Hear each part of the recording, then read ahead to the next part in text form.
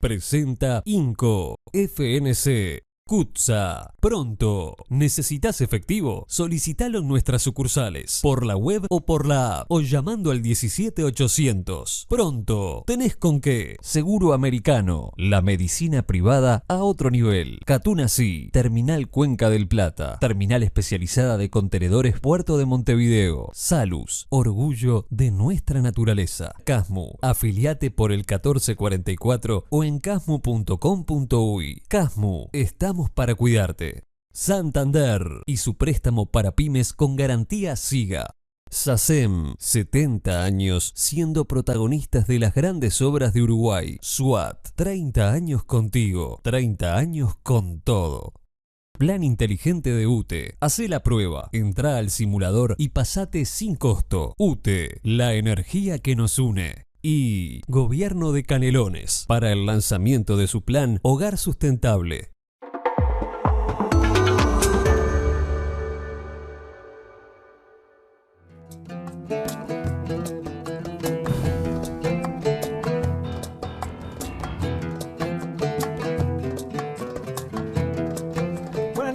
Gracias por estar ahí, estamos en La Mira, estamos en BTV. Más adelante vamos a tener el testimonio de una profesional argentina, experta en la lectura de perfiles de criminales en serie. La consulta del FBI, la consultan jueces y fiscales argentinos y también desde el exterior. Ahora que está el tema del asesino en serie sobre el tapete en la información, vamos a tener también el testimonio del periodista Antonio Ladra, que es el que más ha seguido de cerca lo que está ocurriendo con la operación Océano, esa mega causa de abuso sexual. Y hablando de abuso sexual, vamos a tocar en este primer tema, en este primer bloque, ese tema. ¿Cómo está, Leticia? Buenas noches a todos. ¿Todo bien? Todo bien. Bueno, ya es el segundo tape que vamos a presentar del programa La Guardia de Canal 4 de Salto, que conduce el amigo Hugo Lemos. En este caso, ellos hicieron un informe sobre los testimonios que han surgido desde hace tiempo, a partir de la muerte de un adolescente, sobre lo que se considera una ruta no solamente de abuso sexual, sino de turismo sexual en el que hay involucradas menores. Y Leticia habló con la abogada del caso, ¿verdad? Sí, es la abogada de la madre de Nazarena, que es la chica, la adolescente que falleció. Si te parece, Gaby, primero repasamos en el tape el caso y después vamos un poco más a los detalles. Vamos al informe que hizo de La Guardia.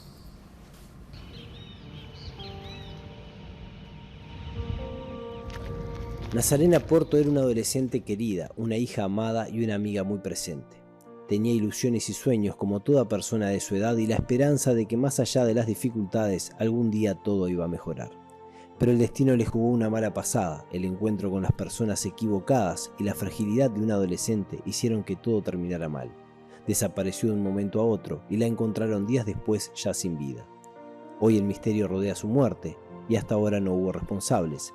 La fiscalía y la policía siguen investigando el caso y el mismo no está cerrado.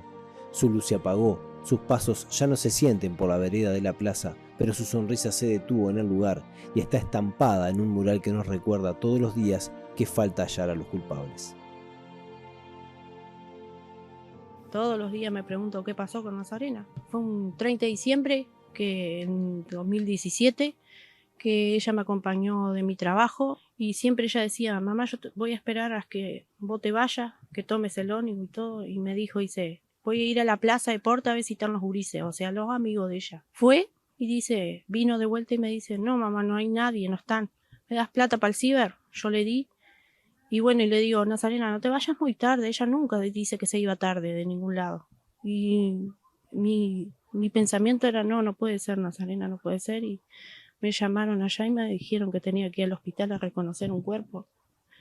Y fui, y bueno, lo reconocí, y bueno, me choqué, me desmayé. Tengo esperanza de que se resuelva el caso, sí, porque alguien fue. No puede ser que todo quede porque quede nomás. Alguien fue, la llevó allá si ella no salía de la Plaza de Porto. Alguien la llevó. Fue muy conmovedor para acá, para la ciudad de Salto y a nivel nacional incluso, que te salió las noticias. De ahí, bueno, nosotras siempre que nos juntábamos con las movidas feministas, siempre nos preguntábamos por Nazarena, y era una preocupación nuestra saber qué había pasado, por qué una gurisa de 16 años que tenía en ese momento, por qué terminaba así y por qué no había ningún avance de la justicia. El primer acercamiento que tuvimos con la familia de ella fue en 2019, para un 3 de junio, que estábamos ahí organizando la marcha del 3 de junio, y ahí encontramos a Leticia, su mamá, que se había movilizado. Y ahí fue que nos acercamos como para plantearle un acompañamiento y nuestra preocupación, para hacerle saber que no está sola. Y desde ahí, bueno, hasta la actualidad hemos estado como adentrándonos en todo este tema, viendo qué era lo que había alrededor de esta situación, tratando de unir un poco los hilos de cómo se desencadena todo. Comenzamos el acompañamiento, y eso tenía que ver también con que Leticia no había tenido acceso al expediente. O sea, había pasado 1 año y medio de haber encontrado el cuerpo de Nazarena en la Cañada Santa Cecilia, y ella nunca había tenido un acercamiento ni con Fiscalía ni al expediente, no tenía representación tampoco legal. Entonces, aprovechando un poco el vínculo que teníamos con Cecilia y Luz, bueno, generamos como una red de trabajo y bueno, iniciamos el acercamiento con Fiscalía después de mucha protesta y de salir a los medios a denunciar la situación, porque era una madre que le habían matado a su hija y hacía 1 año y medio que nadie le daba razón de lo que había ocurrido. Acá hay que ver que se perdió una vida, independientemente de lo que estuviera haciendo la muchacha, ¿no? Nazarena. Pero destapó una olla que justamente vincula y además involucra un sistema de turismo sexual, de explotación sexual y de turismo sexual que involucra a las localidades, a los municipios de Constitución, Belén, Bella Unión también y Termas. ¿Qué pasa? Como una triangulación. Exacto, pero ¿qué pasa? No hay una investigación profunda con este tema. La policía no le ha metido. Y yo creo que no, porque se habla de trata de personas. Nosotros estuvimos conversando con autoridades de Montevideo sobre el tema y nos confirman que en Salto hubo, no sé ahora por el tema de la pandemia, pero en esa época había tráfico de personas, ¿no? Y prostitución o trabajo sexual también, porque hay una diferencia, ¿no? El trabajo sexual y la prostitución. Entonces, yo creo que ese caso de Nazarena Porto también deja muy claro que no lo ve el que no quiere ver, y me refiero a las autoridades, ¿no? Que existe una situación bien complicada en Salto con relación al tema del trabajo sexual y la prostitución. Había muy pocas hojas en el expediente. Era como que prácticamente había sido lo genérico, pero que no se había recurrido a lo específico para saber, mucho menos traer esta nueva técnica que se trajo ahora para poder verificar, y donde dice esta técnica, presenta elementos que hablan de la cercanía que podía tener Nazarena con alguna de las personas, y que hoy esas 2 personas que están involucradas estarían muy cercanas a Nazarena Porto. Hace unos meses se realizó una prueba semiótica, que es una prueba media única en Uruguay, que se realizó también para dilucidar el caso de Lola Chomnales, que pasó en Balizas hace unos años. En esa prueba se citaron a 5 personas, a 5 hombres, a declarar que estaban de alguna manera relacionados con este tema. Y lo que se sabe es que hay 2 de estos hombres que están bastante complicados porque no han pasado esa prueba. ¿Tá? Esto quiere decir que en esa prueba hubo algunas señales de que ellos están mintiendo en sus declaraciones, y lo que puede tal vez darnos un poco de luz de que se esté cada vez más cerca de saber qué fue lo que pasó y de que haya justicia para Nazarena.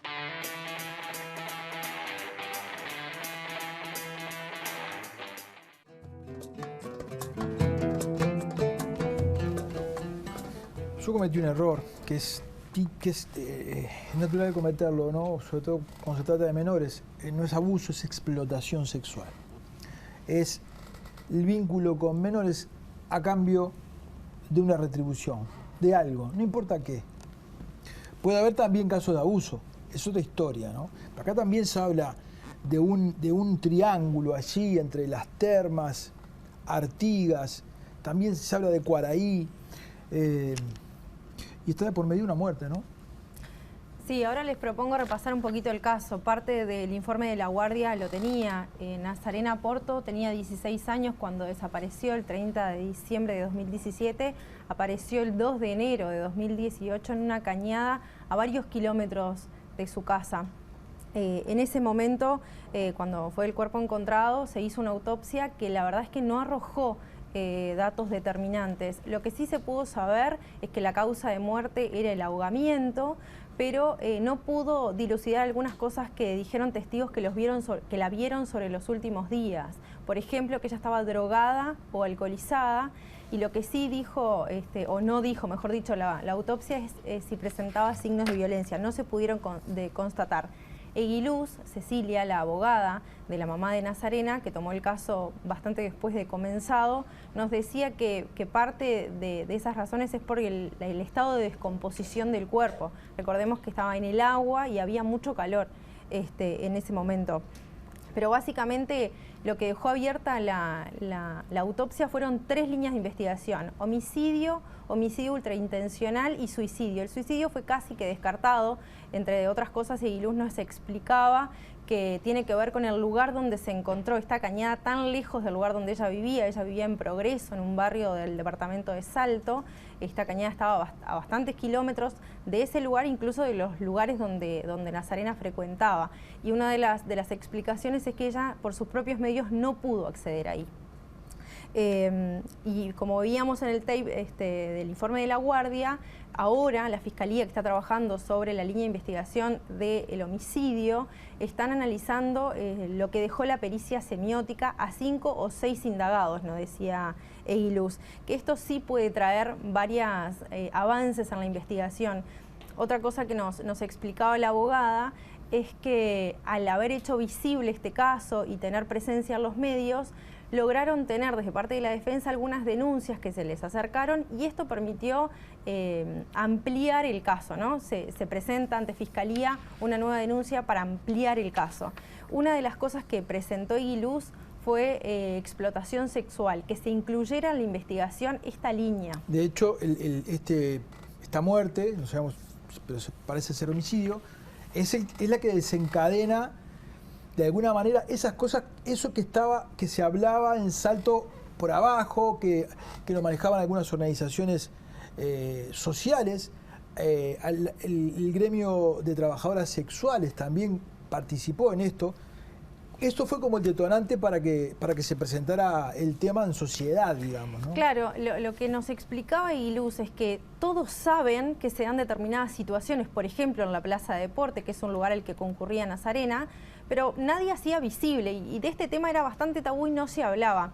Ahora les propongo escuchar a Eguiluz para que ella nos explique por qué razones pidió que se incluyera la explotación sexual en la investigación. Nosotros lo que hicimos fue un planteo a la Fiscalía de que iniciara una línea de investigación que podía tener relación con la explotación sexual, sí, porque por la serie de elementos, incluso cuando vos mirabas ya de la investigación primaria tendría que haber surgido, cuando mirabas un poco lo que habían declarado las personas que la vieron en las últimas veces que la vieron. O sea, en realidad nosotros, como ella frecuentaba un lugar donde es notorio que es sabido en Salto que hay explotación sexual, por eso nosotros vinculamos hacia allí el tema y pedimos que lo investigaran en forma concreta, y lo ponemos como un planteo de una situación de homicidio, que puede ser un homicidio ultraintencional, que pudo haber sido el caso, ¿no? O sea, que en realidad ella, por las condiciones en las que estaba, que aparentemente estaba en un estado estaba drogada o alcoholizada, la última vez que la vieron, se podía haber sido un ultraintencional. Ella tenía un modo de vida, ¿viste?, de nocturnidad y con gente que bueno, que algunos de ellos estaban vinculados o hay indicios de que están vinculados a la explotación sexual. Por eso nosotros hemos encaminado todo para ahí, y de hecho el fiscal ha tomado esa línea de investigación, ¿no? Hemos planteado con fuerza el tema de la explotación sexual por este caso y por otros que entendemos que tienen que ser líneas de investigación importantes. Porque en Salto todos saben que en algunos lugares se dan situaciones de explotación sexual, y en el caso de Nazarena ella frecuentaba mucho la Plaza Deporte, que es un lugar donde hay un ambiente que tiene que ver con la explotación sexual, y de hecho, bueno, se han tomado actas a personas que trabajan allí. Y en el caso de Nazarena era menor. Algunos indicios de lo que cuenta su propio entorno que frecuentaba la plaza da a entender de que había una situación de explotación sexual.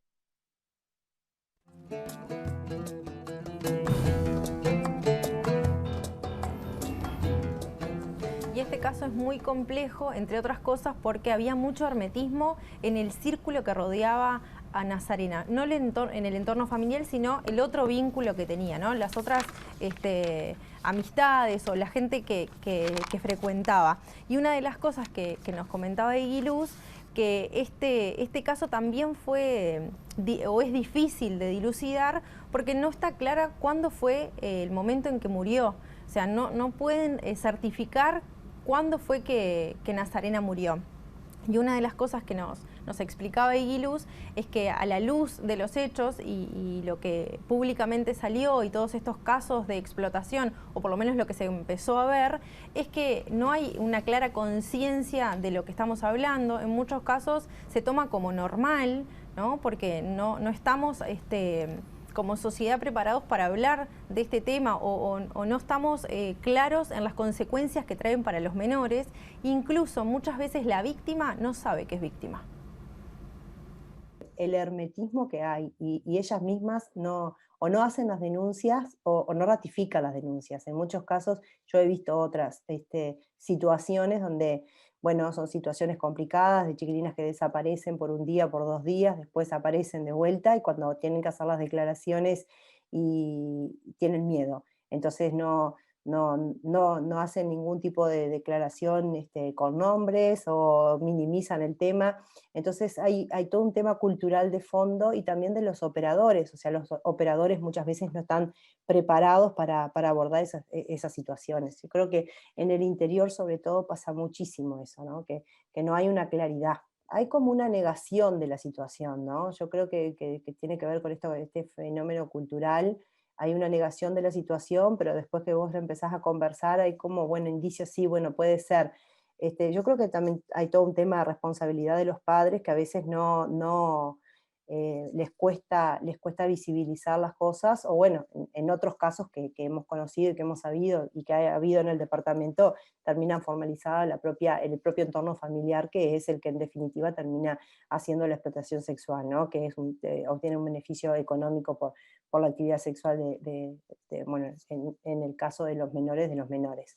Así que creo que hay todo un tema cultural donde hay cosas que se aceptan casi con naturalidad y es lo que me parece que hay que hablar mucho y sensibilizar y explicar que son fenómenos que tienen que ser visibilizados con la realidad que tienen, ¿no? Y no ser minimizados porque es costumbre que pase. Eso no puede suceder. Las estratagemas con las cuales de alguna manera la llevan a ejercer actos sexuales por dinero o por a veces a cambio de algo, ¿no? Nosotros hemos tenido casos de que, bueno, que es a cambio, por ejemplo, de obsequios. O sea, todas esas cosas tienen que ver con la explotación sexual. La víctima muchas veces no sabe que está en esa situación, porque está este otro fenómeno cultural que decimos, o sea, es normal, entre comillas, o a veces la propia familia puede ser que sea cómplice, pero puede ser que sea algo normal para ellos y no se dan cuenta de la gravedad y de las consecuencias que va a tener en esos menores.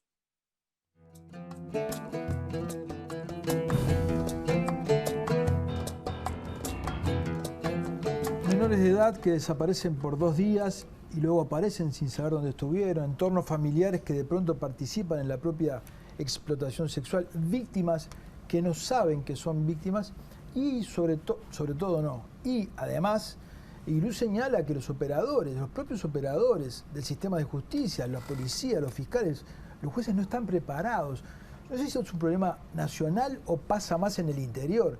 Si fuera así, la verdad, me parece un desprecio de la situación del interior que las autoridades nacionales deberían tomar en cuenta y preparar a los operadores judiciales para que ataquen este durísimo fenómeno. Leticia, muchas gracias. No, gracias a ustedes. Nos vemos en otra tanda. Ya volvemos.